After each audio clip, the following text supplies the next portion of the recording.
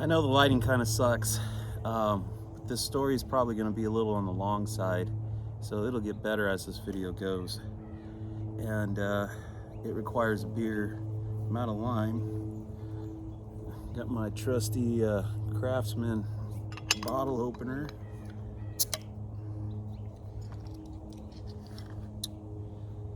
And gonna use lemon since I don't have any lime.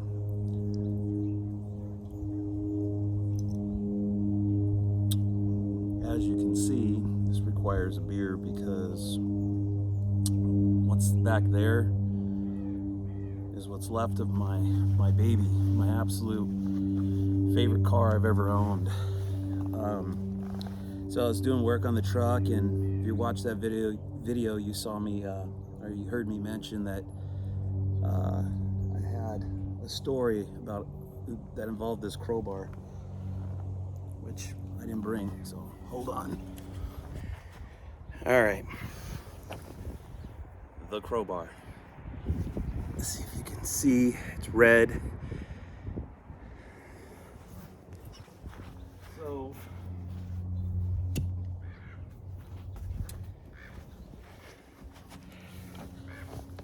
I usually use the crowbar to tighten the power steering pump. I find it easier than using the half-inch drive, to tighten on it. Gives you way more leverage. You can easily put it, hold the pressure while you tighten it. But anyway, so crowbar. I hadn't thought about these memories in a long time.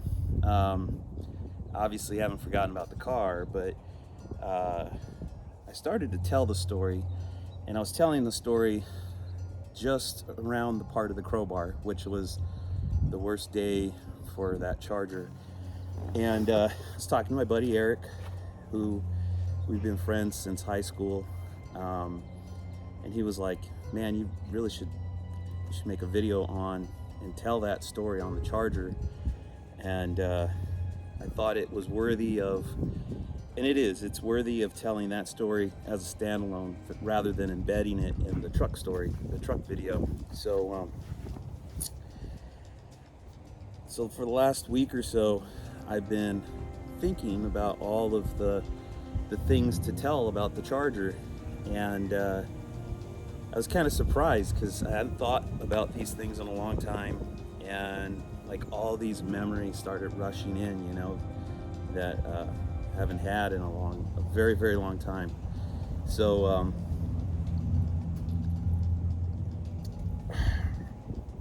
anyways,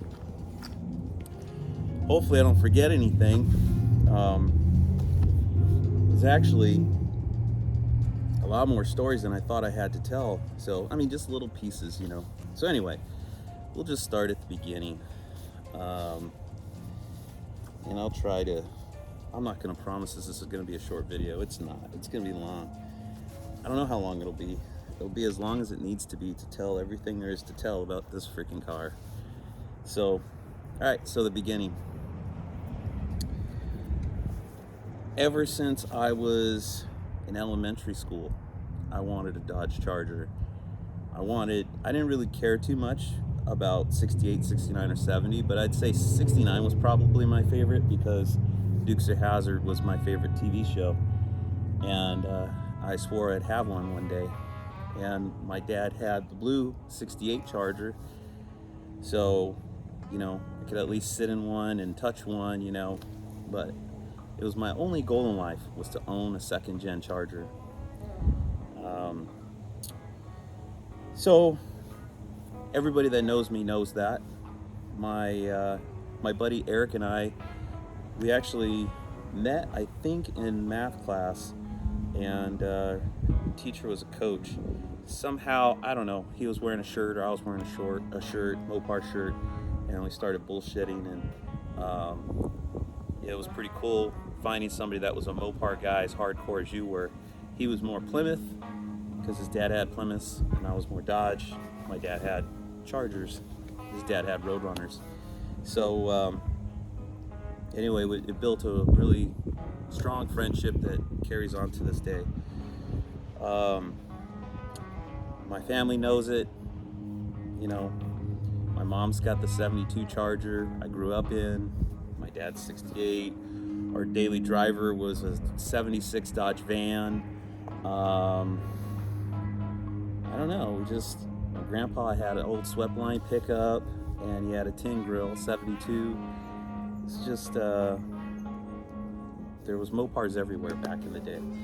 So anyways, this is after high school. I graduated in 90. So I think it was probably around 1991 or so. And because my 68 was my high school car, and this came after that. So my mom was working at Jack in the Box, and she had a really good friend she worked with. They talked everything. I mean, they were really tight friends. And somehow my mom's talking to her about me, and telling her how I'm into Chargers. I love Dodge Chargers. I've got a 68 Dodge Charger. Her husband, my dad's got a 68 Dodge Charger and stuff. And she's like, oh, I think I have one of those in my backyard. And she's like, what? So my mom tells me this, and I'm like, are you kidding me? I'm like, we gotta go check it out, Mom. I go, does she want to sell it? And she goes, she laughed, and she goes, yeah, she said she would sell it. But she said she would just sell it to you and nobody else. So the sad story behind this car is that this was her son's car. I'd say somewhere in the 80s, it was his car. It's just a little 318 two-barrel car. Burnt orange exterior, burnt orange interior, black vinyl top. Nice car, center console. And unfortunately, he was killed in a motorcycle accident. So the car he had it in their backyard, and he had it up on cinder blocks or something, had the front wheels off of it, and then he got killed in this motorcycle accident. So the car sat there.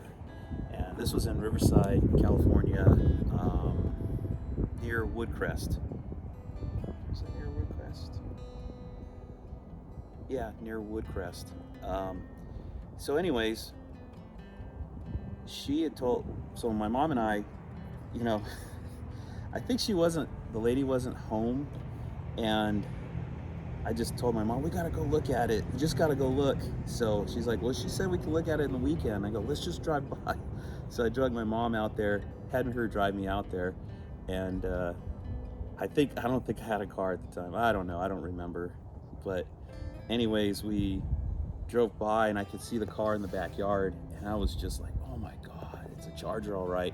Because back in those days, I don't know what it was, but people would call Chargers Challengers and Challengers Chargers. They get them all mixed up. And of course, I wasn't a big fan of the 3rd gen Chargers or the 1st gen Chargers at the time. I like them more now, but she didn't know what year it was. So when I saw it was a 70, I was like, oh man, I want it. So she wanted $300. She said that, and she was firm on the price. $300, take it or leave it. Which I didn't have it, but I was like, yep, I'll buy it, figure it out. So every penny I made went towards the car, saving to buy the car. I think my mom might have even helped me bridge the gap to get it. But she had told me that a lot of people have stopped and asked if it's for sale, and she wouldn't let it go because the sentimental value. It was her son's car, but it had been sitting for probably 10, maybe 15 years, which I think could have been anywhere from late 70s to the mid 80s when he passed. But anyways, she said she felt it would go to a good home, and it was just going to waste sitting in the backyard. And then her husband, the guy's dad, it had turbine wheels, Western wheel, turbine style wheels on it on the back.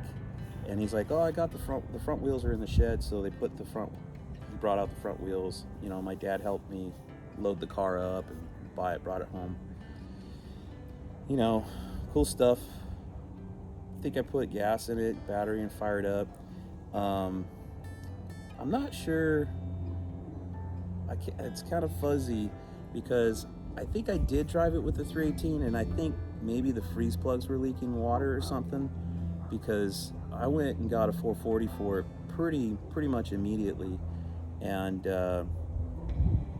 dropped that 440 in the car, and pretty early on it had a big block, bone stock big block, like pulled out of a junkyard C body that ran, but no real performance to it other than it was a big block. So dropped it in, drove it. I actually had to have it smogged. Smog was still going on at the time, and I had to smog the car somewhere in the 90s, early 90s.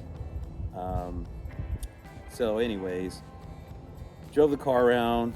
I can remember it was just a peg leg, I think probably a 323, and I remember my friends being behind me, and I came up to the intersection of Nuevo Road and Paris Boulevard, turning onto Nuevo, and just like hitting the throttle, and just the right rear tire was just spinning, but it put up, I just nailed it. So it did a burnout a whole block long, and the whole street was covered with smoke. And wherever we were going, my friends were like, "Oh man, it was so badass." It was pretty funny. But and I worked at Round Table Pizza at the time, so one of the stories, my buddy Zach, he had a 66 Ford truck, and he wanted to race. So there was this little street that wasn't too many cars on it and stuff. So we raced one day, and of course, I smashed the throttle. Never raced or anything in my life. We're just poor kids. We didn't have high dollar shit or any high performance stuff. It was just, low budget stuff. And I didn't know what I was doing, but smashed the throttle, and of course the right rear tire just spinning, smoking. I'm like, oh shit, and there's Zach just pulling away in a 66 Ford, which, God, those trucks are ugly. It was a long bed, and it was tacoed in the middle. I don't know what's wrong with those trucks. It's like the frames were a little too flimsy. They would flex, and the bed was just like that. But anyway, he beat me, and I was like, oh, rematch. So he's like, it doesn't matter, first race, that's the one that counts. And so we raced again, and of course I beat him because I didn't smash the throttle down so hard, and walked away from him. But that was pretty funny. And then there was this guy, an older guy. We were kids working at Round Table, so when I say older guy, I'm going to say like probably mid to late 20s, and maybe early 30s. But he had like a Formula Firebird, I don't know, 80s something Firebird, and it was like, he talked that car up like it was the shit, and how these suspension upgrades he had on the car, and how fast it was. And if you didn't live through the 90s, like, what you don't realize is like cars today, like, they make some pretty badass high performance cars. Whether you're talking about the Challenger or Mustang or Camaro, like, they make some bitchin' power, right? But between emissions and insurance costs, like, it killed the muscle car era. So everything that came from the mid 70s and later was like no performance, no power. And it really wasn't until, man, I'm not even sure you can even say in the 90s anything came back. There was a few cars, right? Like the Grand National or something, but for the most part, the muscle cars continued to dominate, even though they were old cars, because nothing that was new could compete with them. You could still spank Corvettes with these cars and stuff because they didn't make shit for power, But anyway, so he wanted to race me and stuff, wanted to race for pinks and all that. I'm like, no, I'm not going to race for pinks.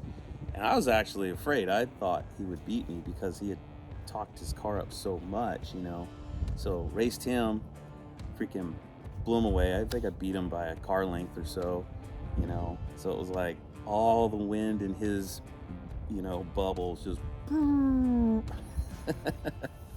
But he was cool about it. But anyways, and there's this other time in the car, dude. I mean, we drove these cars. Like, the suspension on that car was so tore up.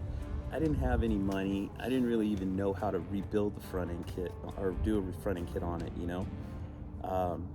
But this one day, we used to always hang out at my friend Todd's house. So one day, it's Todd or Zach and I are over there, and we went somewhere to get something. Took the charger, and he's like, "Man, you got to open it up." And so, like, leaving Todd's house, which was dirt road, then it goes to pavement. It kind of went up a hill, and then you turned a corner and you went down a hill. So when we came around that corner, that's when he was saying, "You got to open it up." And I was like, "Okay." So I opened it up, and it had the 440 in it, and the speedo's a 150 speedo on chargers, and I got it up to about 120 miles an hour. But at the bottom of this hill, it was like the asphalt turned to concrete because it was like a low area for water to drain across, you know, when it's raining. And when we hit that, and the suspension compressed, and then it came back up. So I had everything dialed in, like the suspension on that car was shot, and it was wore out, but I had it like tweaked and dialed in. As long as the weight of the car was on the car, like it would go straight, you know.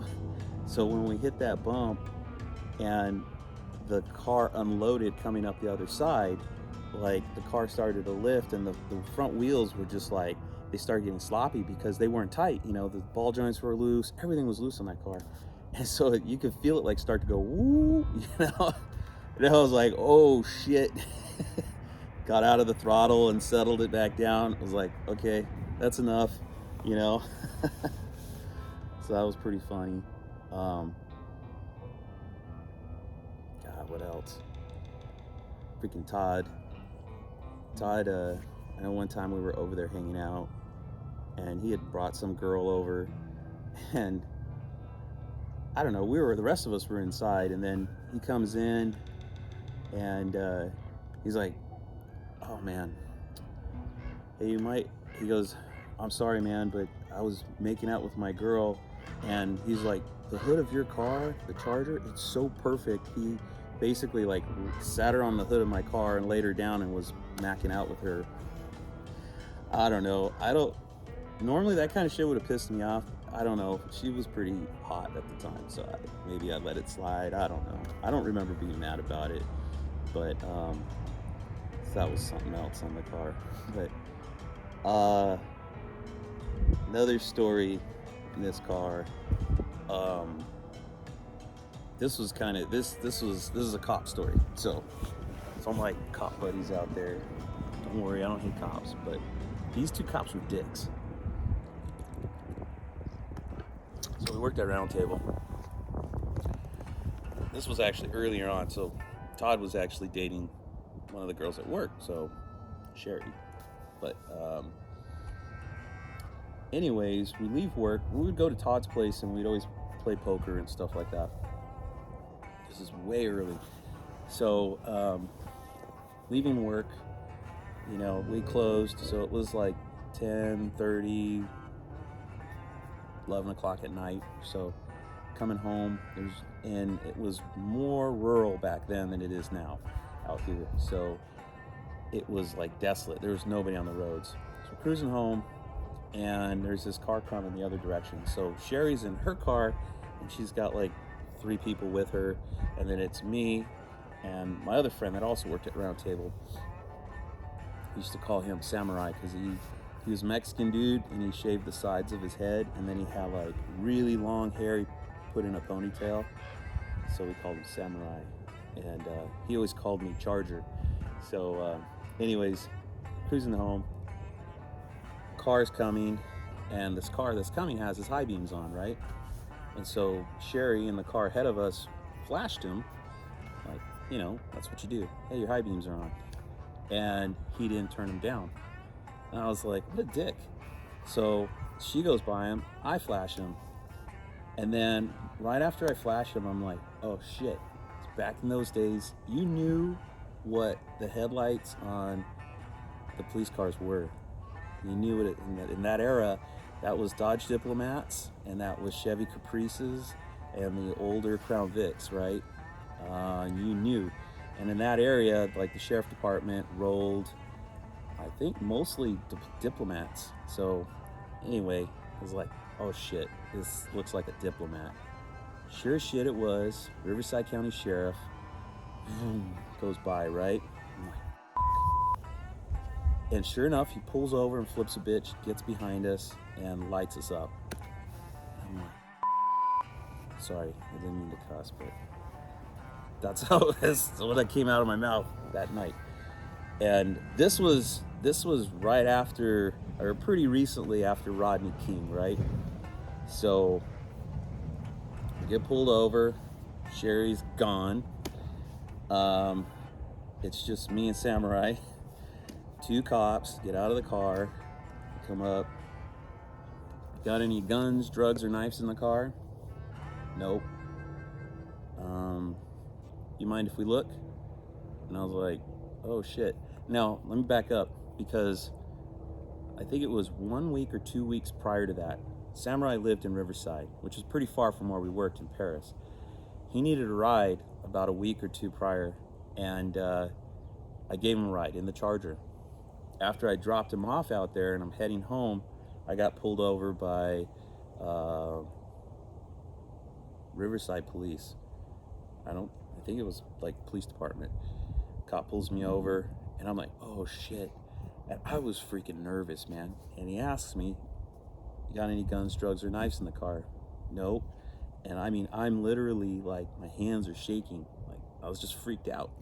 Now, I shouldn't have been, because during that era, I've been pulled over like over 40 times. Like, it got so hot, I stopped counting, lost count, you know. So anyways, he's like, what are you doing out here? And I said, my friend and I just got off of work. He needed a ride. I dropped him off. And he goes, okay, your tail lights aren't working, or your brake lights aren't working. So I don't remember. And he says, just make sure you get them fixed. Be careful going home. So let me go. Cool cop. So fast forward, a week or 2 later, I'm getting pulled over. These 2 cops are, you know, they're questioning us. And the cop that's on my side, you know, asks if I have gun, drugs, or knives in the car. Since I'd already been through this like a week or 2 prior, like, I was calm as a cucumber, man. I mean, or cool as a cucumber. I was just like, you know, my hands weren't shaking. I wasn't nervous at all. I was cool, because I thought everything's gonna be fine and they're gonna let me go. You know, I was never disrespectful to any cops. They always, you know, I was always clean cut, you know. And the reason I got pulled over is because I always drove freaking Mopars. So, you know, most of the Mopar guys back then, hellions. So you guys put a bad reputation out there. So, anyways, so after he said, you got any guns, drugs, or knives in the car? And I said, no. I'm thinking, this is our cue. We're going to be let go. And he goes, do you mind if I look? And I'm like, oh, you know, like in my head, I'm thinking, well, that's different. I go, no, I don't mind. Now, my dad's a mechanic for LAPD. So he's very familiar with cops. And he's told me early on, like, always respect the police officers. You always do what they say. You know, keep your hands in the 10-2 position on the steering wheel where they can see them. Don't move fast. If you got to get something out of the glove box, you move slow to do it, you know. So I have all that in my head. And I'm like, yeah, you know. And he's like, even if they want to search your car, just let them search it. Because if you don't let them search it, then they assume you've got something to hide. And so it just creates more problems, right? I'm not saying that that's right or the right approach per se, but that's what he told me. So that's what I was doing. So I said, sure, you can search the car. Gets me out of the car. As I get out, I pull the keys out of the ignition. Now, I had a Charger emblem. I think it was off of a 72, so it was a short one, like about that long or so. And I had the C wrapped through the ring on my keys. So I pull it out of the ignition. I'm getting out of the car, put it in my pocket. And he goes, okay, and he kind of like grabs my hand, right? And we go up to the quarter panel, and he's like, put your hands on the quarter panel. And I'm like, what the F, right? Like, you want to search my car, that's fine. I'm giving you permission, but now you're going to pat me down. And I'm like thinking, I'm not cool with this. I didn't approve of this. This is BS. So put my hands on the quarter panel, and he does the kick your legs out thing, right? Like widen your legs, and then starts patting me down. So now I'm like getting kind of freaked out, and one hand I'm getting freaked out, and on the other hand I'm thinking this is bullshit. And so he gets up to my pocket, and he goes, "What's that?" And I said, and just not thinking, just like pure reaction, I have my hands on the quarter panel, I just went, "Those are my keys." And when I did that, he grabbed my hand and slammed it on the quarter panel. "Don't move." And I'm like, oh, F, right? Puts his hand in my pocket, put his hand in my pocket, pulls it out. It's my keys. It was my Charger emblem. I don't know if he thought it was a pocket knife or what. So then he throws it on the back of my car, like on the Dutch panel. Now I'm mad because it's like, you're disrespecting me, you're disrespecting my car. Like, this guy's freaking dick, right? And my buddy on the other side with the other cop is like, he's like, "What are you guys pulling us over? This is bullshit. You guys don't have any right to search the car," and da-da-da-da-da. Like, he's just going off, mouthing off basically, right? And he's pissing off the other cop. So the cop's got me, my hands on the quarter panel, and then he pulls out his handcuffs, and he grabs one hand and he handcuffs me, and he goes, "This is for my own safety," right? Now, if the cop had explained to me, "I'm going to pull you out of the car, I'm going to search your car, I'm going to search you, you're going to be very uncomfortable, and I'm going to put handcuffs on you," I would have said, "F you, you're not searching shit," right? But going into this, every other time I've been pulled over by a cop, like I said, I was pulled over like 40 something times, not counting the motorcycle, when I was riding the motorcycle, the sport bike, I only had one ticket. So most of the time they let you go. So this is uncharted territory I'm going through, right? Man, sorry, that sun's freaking bright. It's coming through the trees. Maybe I should turn it a little bit. For a little while, you could see the Charger again. Just to get out of the sun. There we go. So, he handcuffs me. Now I'm like, what the hell? And now, like, all the Rodney King shit is like pouring into my head. Like, we're gonna get our asses beat. Now, for all you young guys, there's no cameras around. We don't have cameras. We didn't have cameras back then like they have now on every street corner. I'm in a rural area. People didn't have security cameras on their houses. People didn't have cameras on their phones. What consisted of a camera back then was a camcorder, and the thing was like, it was huge. You had to put it on your shoulder practically, and you put a VHS tape in it to record your videos. I mean, that's what cameras were back then, right? At least the average cameras. Maybe there's high-end ones that were more compact, but that's what we had. And so there wasn't shit out there. Cops didn't have cameras on cars yet. Cops didn't have body cams. Like, they could say whatever they wanted to say, and I got no way to prove any different, right? And my dad has warned me about shit like that too. So anyways, he gets into my car, I'm handcuffed, gets into my car, and in my center console I had cassette tapes. Young guys don't know what those are probably, but I could hear him rummaging through my cassette tapes. And I'm getting mad about that too. It's like, dude, you're totally disrespecting me, my car, my shit, right? And so he goes through all this stuff and he gets out, and I've been cool the whole time, right? And as he gets out of the car, another car is coming down the street, and it's like a first-gen Camaro, and it's got a headlight out.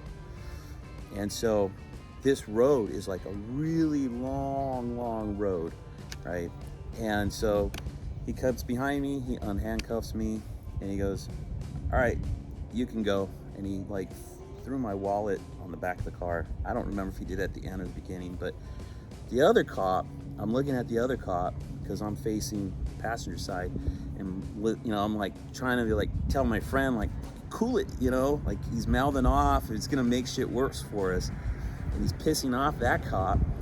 And when the cop that was dealing with me starts walking back to the cop car, he's like, you could go. And then the other cop is like he wanted to screw with us more, because my friend was pissing him off. So he has my friend's wallet and he throws it on the back of my Charger. And I'm just like, fuck. We're standing there looking at each other like, I can't believe this just happened. Like, I can't believe it, And of course my friend, like, assholes, blah, blah, blah. And so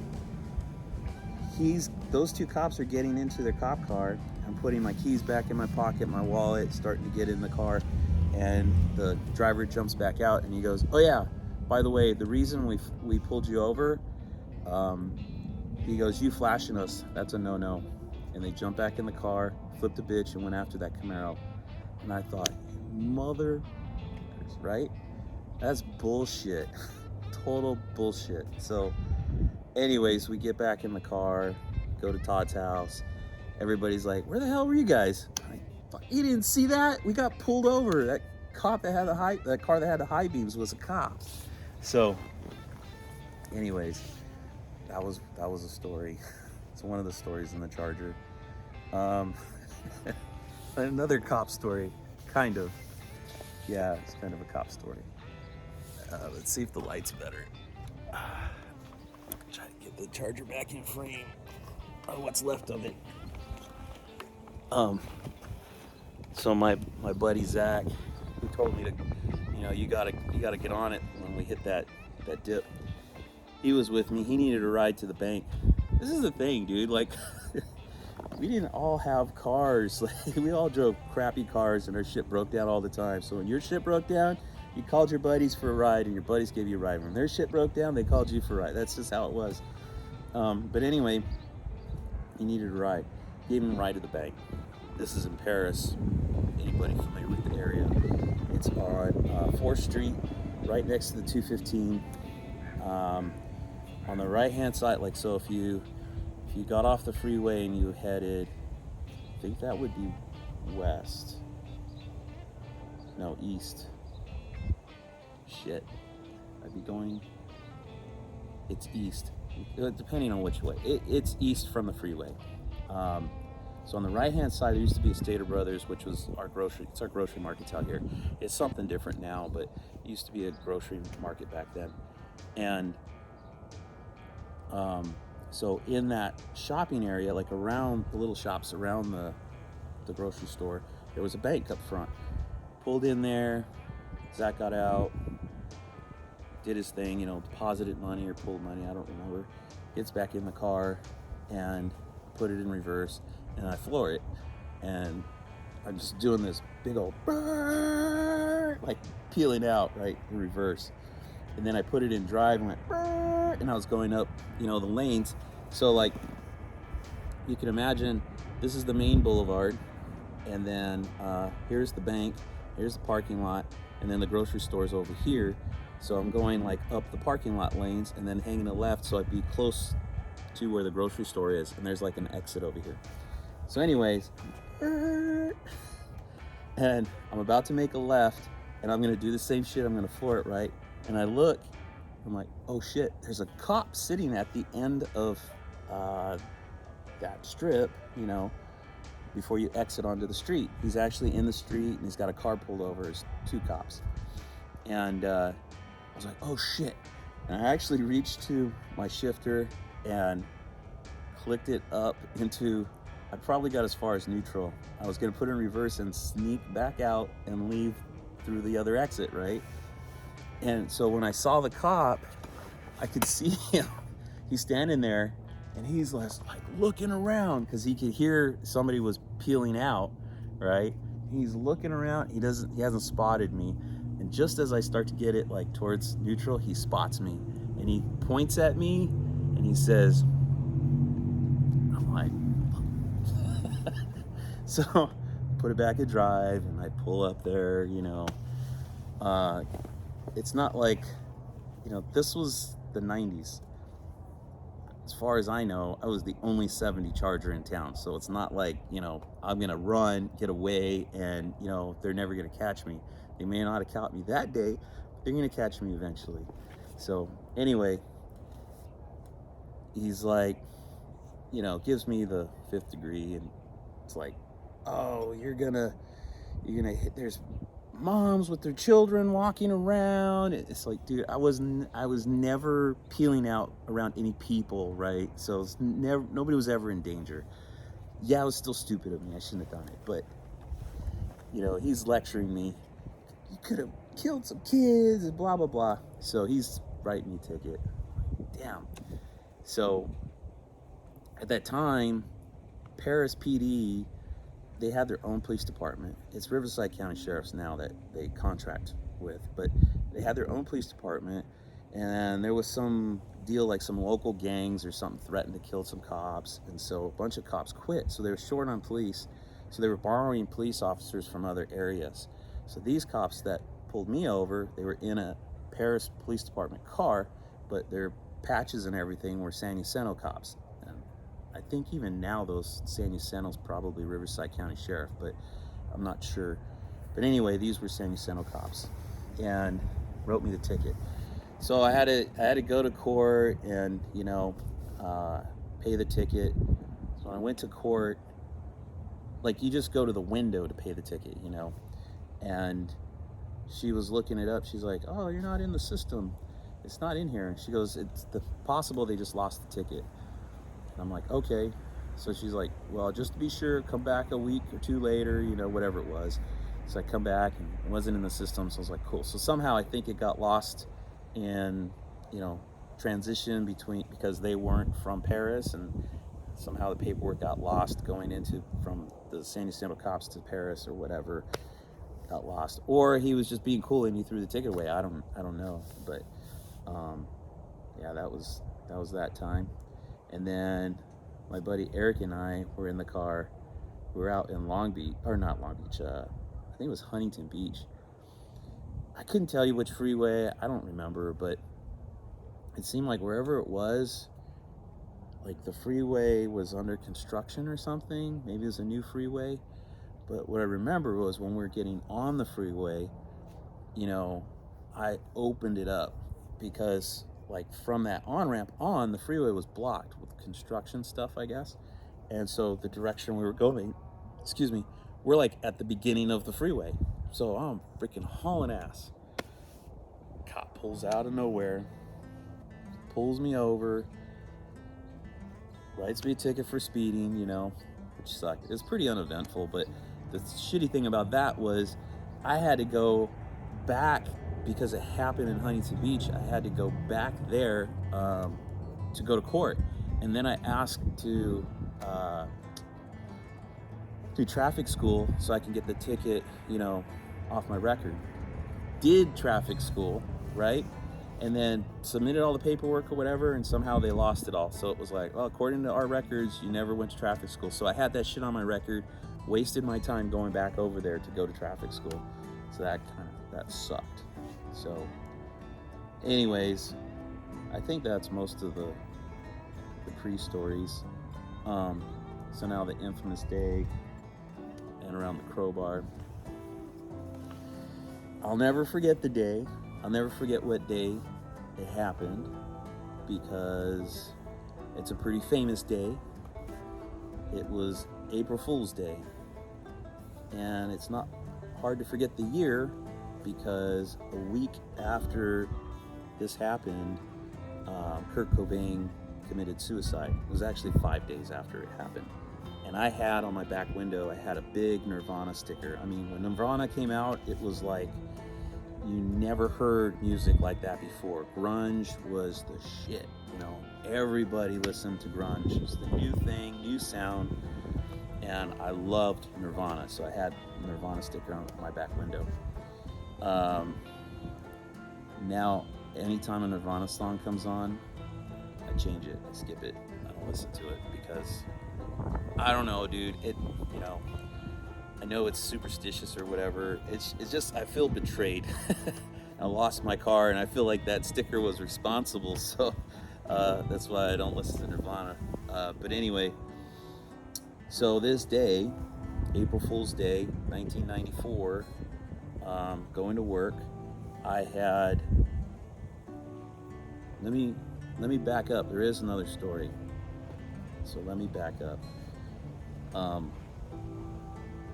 In fact, we're at 40 minutes. Let me stop this and re-record, all right, just so nothing goes wrong. You know, it sucked to get like a big long thing and then it whacks out for whatever reason. Anyway, so I worked at Roundtable. This is back, so I'm backing up to 91-ish. I'm working at Roundtable. And the car had overheating problems, and you know, stupid kid. So it overheats sometimes when it was hot, and I take like a water hose to the radiator, cool it off and stuff, right? So, which my dad told me. He's like, don't ever put cold water in the radiator, you'll crack the block. So you put it over the outside of the radiator, cool it down, get the temperature down, and then when it cools off, you can add a little bit to inside the radiator, a little bit at a time, right? So I'm doing that, and I got overzealous, and I held the nozzle just a little too long into the radiator, dumping cold water in it. So if you think that that's a myth, it is not a myth. It is a fact, because as I'm doing that, I can literally hear the block cracking.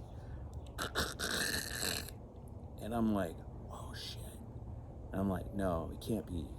It can't be. No. Yeah, it was. So I got the thing cooled down, right? I drive the car wherever I need to go, park it, and there's little drips of water coming out of the under the car.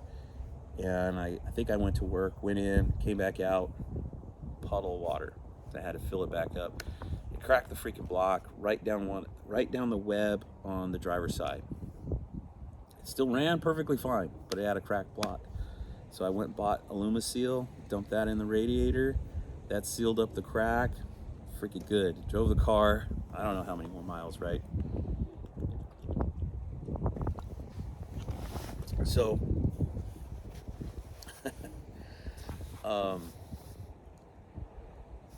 my buddy had a Ford Ranger, Todd, where we always hung out at.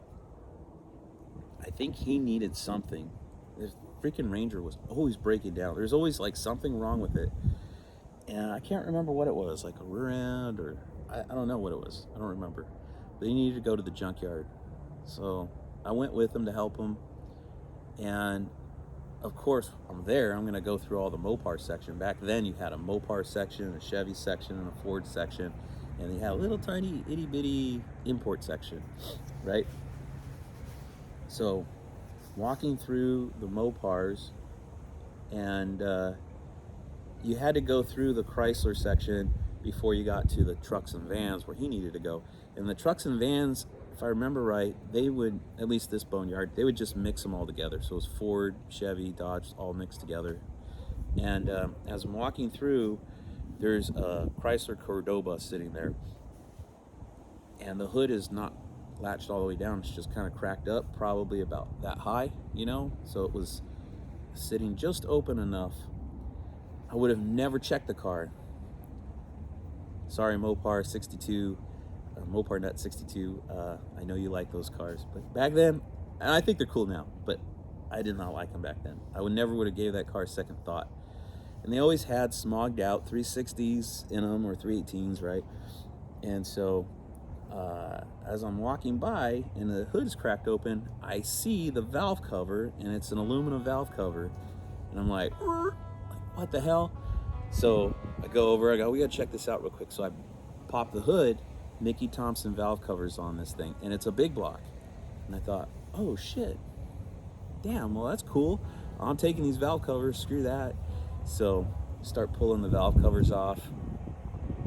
And as I popped the valve cover off, I didn't even bother to see if it was a 383 or 440, I don't think. I just was grabbing the valve covers. It was a big block. And as I pull the valve covers, the springs, I could see it's got like the inner retainer spring, which is kind of like a flat spring, and then the outer, the real valve spring, which was a clue because they only did those on HP motors, you know, high performance engines. All the low performance stuff only had one spring basically. And I was like, what the hell? And I was like, hey, maybe these heads are good. And I'm like, let me look. And sure enough, it's got the, you know, the Boss on it for 440. And I get in there to clean it up, and I see 440 HP. I'm like, holy shit, man! There's a freaking Magnum sitting here. Not the 90s small block Magnums. Forget all that shit. I'm talking the OG shit, the old school Magnums, 440 Magnums, right? So, I told my friend, I'm like, dude, we have to pull that motor. We got to pull that motor. So he's like, all right. So I helped him with his truck. I took the valve covers and then came back the next day to yank the motor. I had to work that day, and I basically called in sick. And so Todd helped me yank the 440 out of the Cordoba. So I got me a motor. And I'd heard, like through the grapevine, my friends were telling me my boss was like, he found out I was at the junkyard or something, and he was pissed, and he was going to reprimand me for, fake calling in sick. So I can't remember if I called him later or if I just went in, but I basically laid into him. I was like, look, my freaking engine is cracked. I need a replacement. I was going through the junkyard. There was the replacement motor. It was affordable, you know. Back then, it was an engine, long block cost you, it was like $200, I think, you know. So, anyways, he was, and he could be a jerk, you know, and he actually was kind of like, oh, okay, all right, you know, it's legit. Okay, I understand. It's all good. So I didn't get reprimanded or anything, so it was cool. So anyway, that engine, that HP motor, I cleaned it up. Actually, I think I had it machined too. I had that motor machined, and I just got it in the charger. And so that day, I'd already quit working at Roundtable, and I was now working for this company, bigger company. And I was driving to work April 1st, 1994. Stopped at Chevron right there. So if you're familiar with the area, which I know most of you aren't, but if you're going down 4th Street towards the freeway, there's a Chevron on your right, and then the road kind of Y's. And if you go straight, on the left-hand side in the middle of that Y is a Denny's, and on the right-hand side is the Dodge dealership, and then you're on the on-ramp and on the freeway. So I pull into Chevron and I gas up. I hadn't even gotten on the engine hard yet because I was still breaking it in. I think literally either like, I think I had that motor running for like a week. Like I don't think I even had that motor in it longer than a week. You know, so excited to drive it and stuff. Could have been a little bit longer. It's so long ago. Anyways, as I'm leaving Chevron, hang a left. It's like a side driveway, right? So hang a left, and then I'm gonna hang a right. There's a big open dirt field there, and then the Dodge dealership. Now I think there's a used car lot there, but anyway, the car stalls, and it always had electrical problems. So I'm sitting there and I'm trying to crank it over, and I hear a poof, and like, I don't know, that was the only time it tried to fire, and I'm still trying to crank it. People are driving by and going, your car's on fire, your car's on fire. What the hell? So I get out, there's flames underneath the driver's side of the car in the back. I'm like, oh shit. So as I was all cleaned up going to work, I pulled my shirt off. I put the car in neutral and I started pushing it because the flames were starting to build up, right? I have a full tank, I just filled it. And I'm I'm pushing the car, and there's like a trail of flames behind the car, up under the car. And people are pulling over. You know, a couple people pulled over with fire extinguishers, and they try to put it out. But, you know, on a Charger, the gas neck goes through the quarter panel, through the trunk, and into the tank. And so it was dripping. That grommet that goes into the tank was old, dried out, cracked, and it was leaking gas there. So when I was trying to start it, it backfired and ignited that gas, and that's what set the car on fire.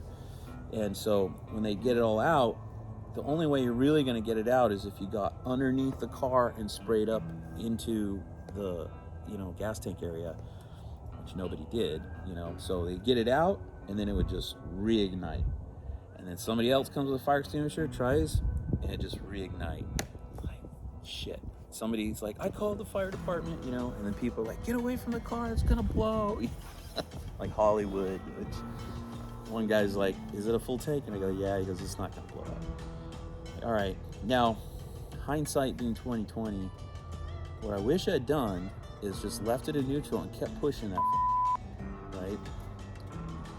But I didn't. I listened to the people standing around me, and I backed away from the car. It seemed like an eternity. It was probably 15 minutes, but it felt like hours had gone by. Come on, hurry up with the fire department. I'm so panicked, you know, and the car's sitting there. I'm watching it burn. It's now, I'd pushed it, and it's now facing like towards the Dodge dealership, and the wind was blowing towards the rear of the car.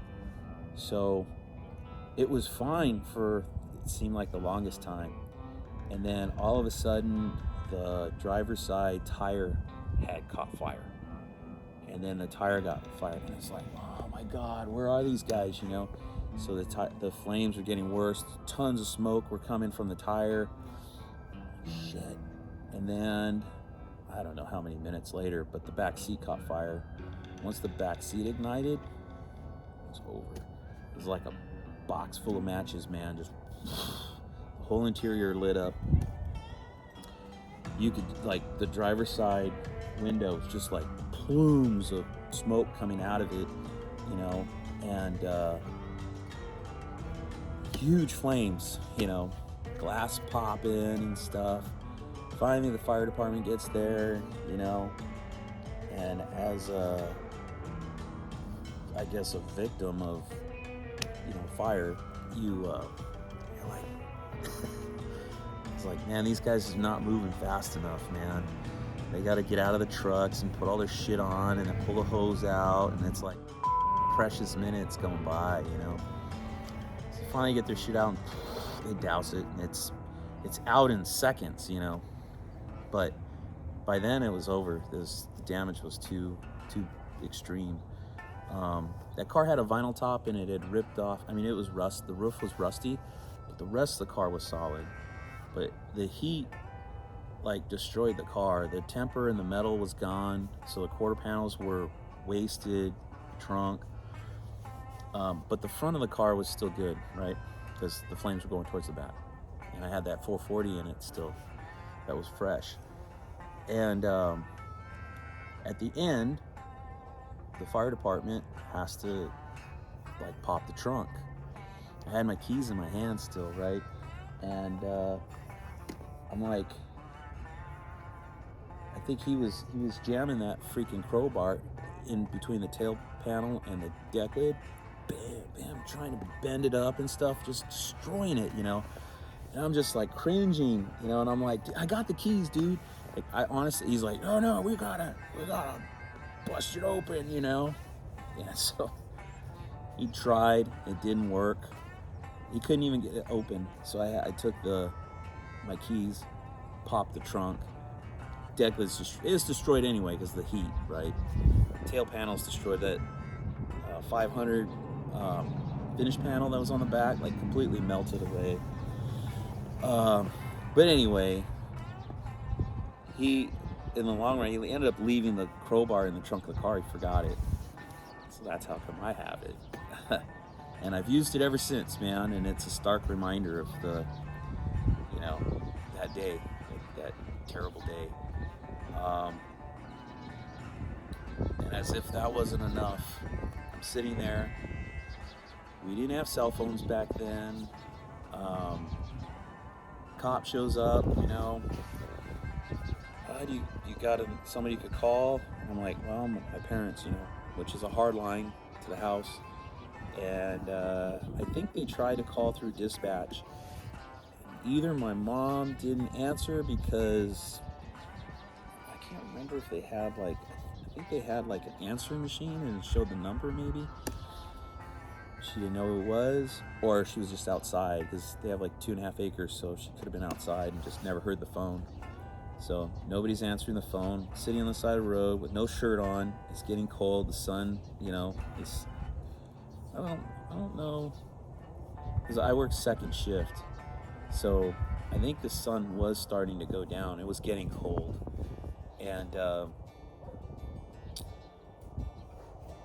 And pretty much everything I owned was in that car that day. I didn't have a lot of worldly possessions back then. So it was the car. We would go play paintball wars, and at the time, we were ghetto. We were at the beginning, so we had these Stingray paintball guns. That was in the car. Got completely melted. All the plastic melted off of it. I had ponied up and bought these Revo glasses. They were cool sunglasses. I want to say they were $200, which was a ton of money. I was buying chargers for. I could have bought a car for that kind of money. Those got melted in the car, and my shirt got burned in the car. And so the cop goes, "Do you want to ride?" And I said, "Sure, thank you." And he goes, "All right." He goes, "I'm sorry, but policy, we have to handcuff you to put you in the car." And I'm just like, I was close to being like, I'll just walk, but I am miles away from home, 30 miles, 40 miles, I don't know, maybe 20 miles. I was a long ways from home. Wasn't going to be walking that. So I'm like, okay, so I have to get handcuffed, put in the back of the car with no shirt on, look like a total criminal, and he gives me a ride to my parents' house. And I think my mom was like, what happened, Told her what happened. So then, thanked the cop for the ride. And we don't have cell phones, we didn't have internet. I don't know, maybe the internet existed, but we didn't have it. I don't think it did. But at any rate, maybe it did, I don't know. We had phone books.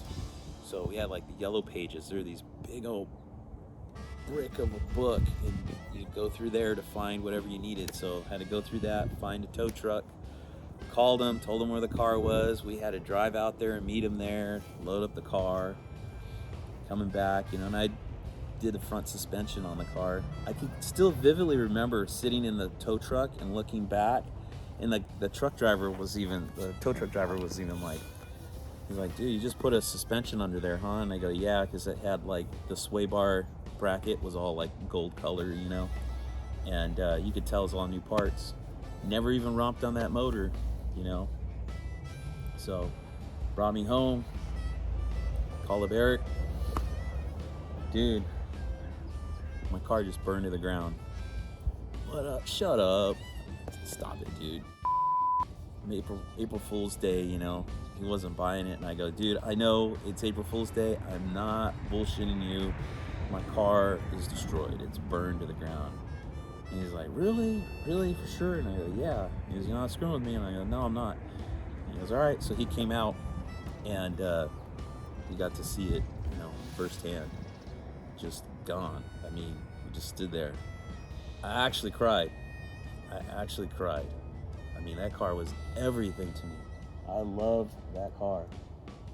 So, I always thought someday I'd have another one, and it would be burnt orange, of course, and hoped to find one that was burnt orange that needed the parts that I had, but it kind of didn't. It kind of happened and kind of didn't happen. So I ended up picking up another 70, was black.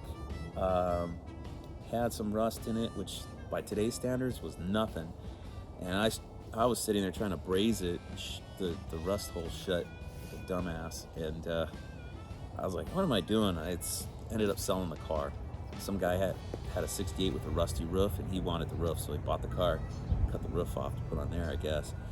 And that was it. Those were the 270s I had. And then for years, and then I met my buddy John Jones, who I got that 70 Coronet wagon from.